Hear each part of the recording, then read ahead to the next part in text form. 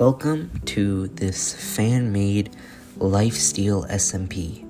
Now, for the people who just started watching this video, either for me or just because I wanted to look at some Minecraft content, if you don't know what the Lifesteal SMP is, let me break it down for you.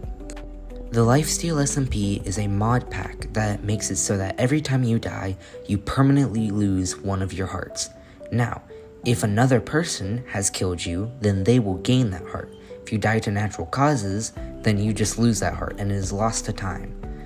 That is why it's called Lifesteal, because you can steal other people's hearts. Now, on this server, the max that you're allowed to have is 20. Let me go ahead and display the list of rules on the screen now. Now that I've explained the basic rules and the function of the mod pack, let's start to get into the video. At the beginning, you could see I was doing a lot of basic stuff, such as getting some stone tools, exploring, just traveling away from spawn so that I could get away from all of the enemies.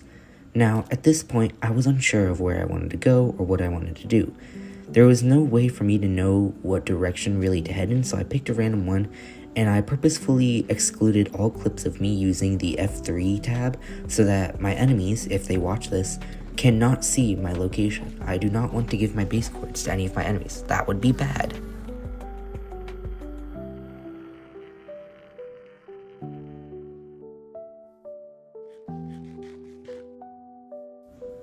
In this clip, I witnessed the first death. The owner died to an iron golem. What a noob, lol. I got some more food, and I was pretty set to keep exploring. And then this happened. You know, the owner died again to another iron golem. I think it was the same one, actually. But I continued resource collecting, getting some iron, getting some food, getting everything I needed to be fully geared, especially for what was to come, because PvP at this point was already enabled, although I didn't know where any of my enemies were, so I thought I was pretty clear when it comes to killing. I should note that the owner's deaths had later got refunded because he was on 5 hearts due to illegal killing by a member who was later banned for hacking and illegal killing. I started to try and make some iron tools and iron armor, find more iron to get some more stuff, and my teammate, who their name is Milka, was not online at this point. Now, that wasn't a big problem because I knew they would be online the next day, but it was just a little bit of a setback because I knew I would have to get stuff for them later when the time came to it.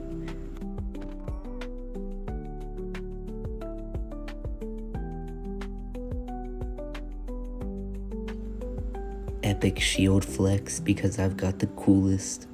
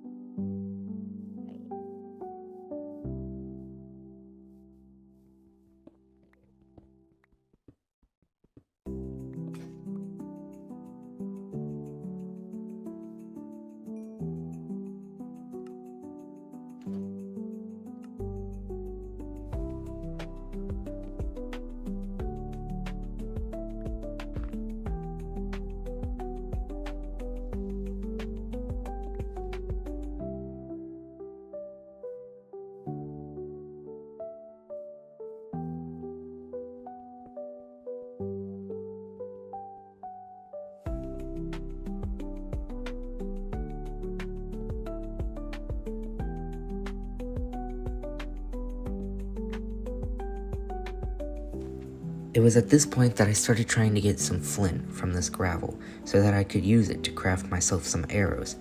Now, the reason I would want arrows, obviously, is because bow, shooting, gun, American style, you know?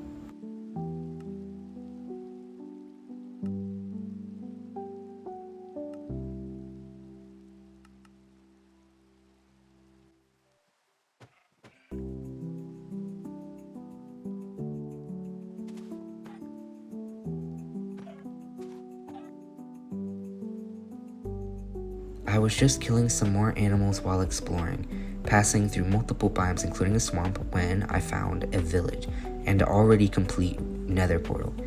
This kind of made me stop a little bit in shock because I was not expecting to come across the ruins of any other person. But when I thought about the evidence and what I was seeing, I realized this must be the village the owner died to the iron golem at. Now you can see 2 pillars right there where they must have tried to build up to kill it, but there was another iron golem, but it wasn't hurt at all, which means it probably respawned, because it would be hurt if the player was here during nighttime, because the chunks would have been loaded and they would have took damage from the mobs. I tried to kill the iron golem to get some iron, but he was not cooperating. I went closer to see if he was tweaking, but then he started trying to kill me, so I just decided to build up again.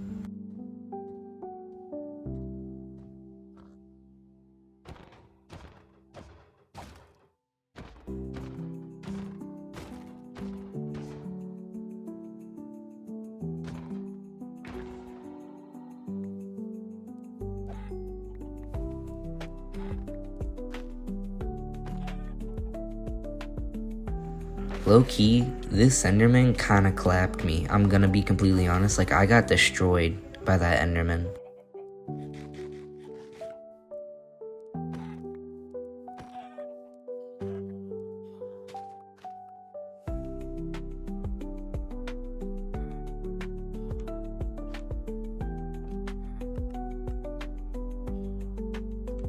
This is the moment I realized I could use a flint and steel to automatically set animals on fire, killing them and giving me the cooked food without having to smelt it manually.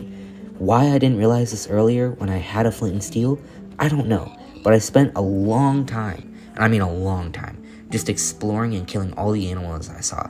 By the time I was finished, I had about 2 stacks of varying types of meat, cooked, and that was pretty helpful.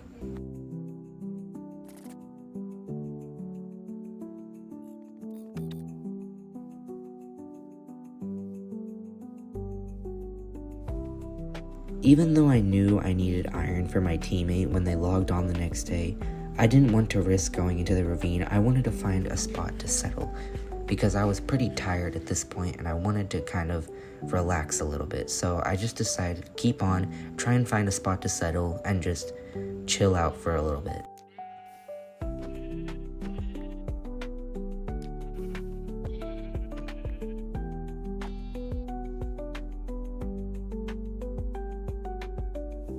I decided to collect a little bit of sugarcane because, using it for enchanting and stuff would be very helpful.